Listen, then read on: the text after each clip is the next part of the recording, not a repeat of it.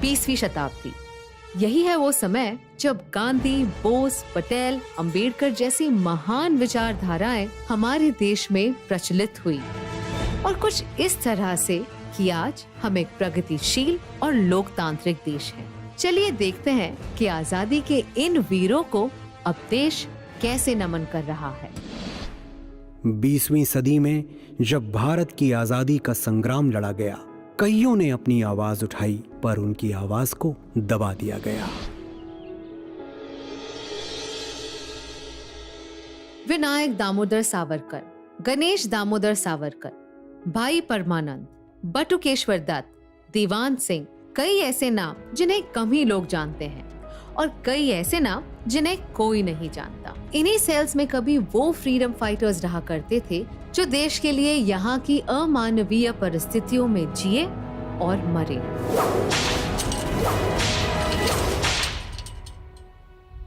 उस अपराध के लिए जिसे देश प्रेम कहते हैं। सेल्यूलर जेल भारत के इतिहास का वो काला पन्ना है जिसे पढ़ना जितना मुश्किल है उतना ही जरूरी भी।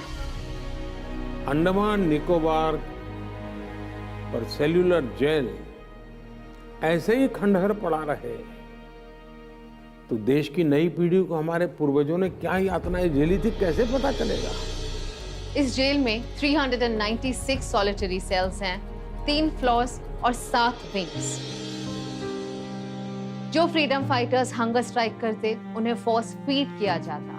इनफैक्ट कई क्रांतिकारियों की मौत की वजह थी ड्राउन्ड इन मिल्क।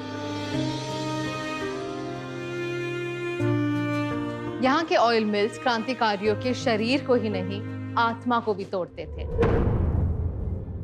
कभी 87 वीरों को एक साथ फांसी दी गई तो कभी टॉर्चर करने के नए तरीके आजमाए गए।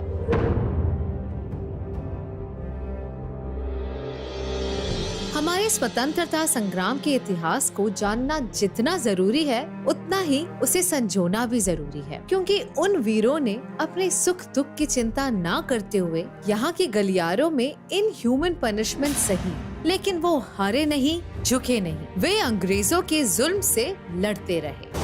इन बलिदानियों में सबसे ऊपर नाम है विनायक दामोदर सावरकर का, जिनको प्राइम मिनिस्टर मोदी ने यहाँ आकर श्रद्धांजलि दी।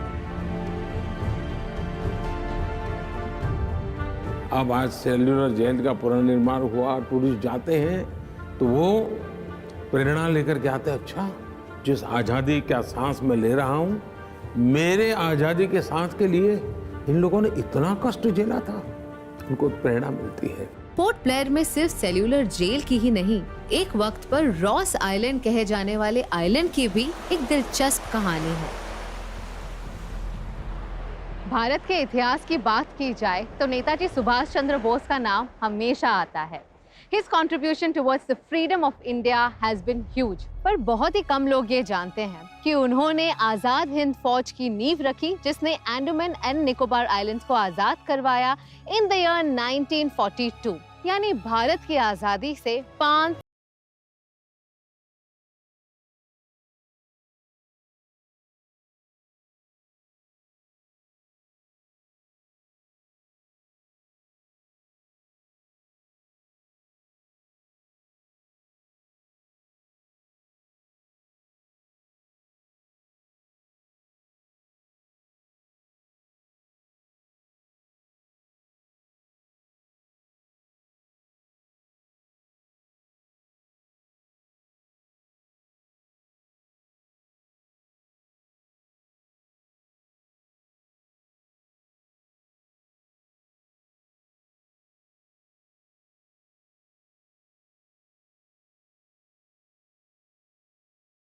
से आजादी मिल गई।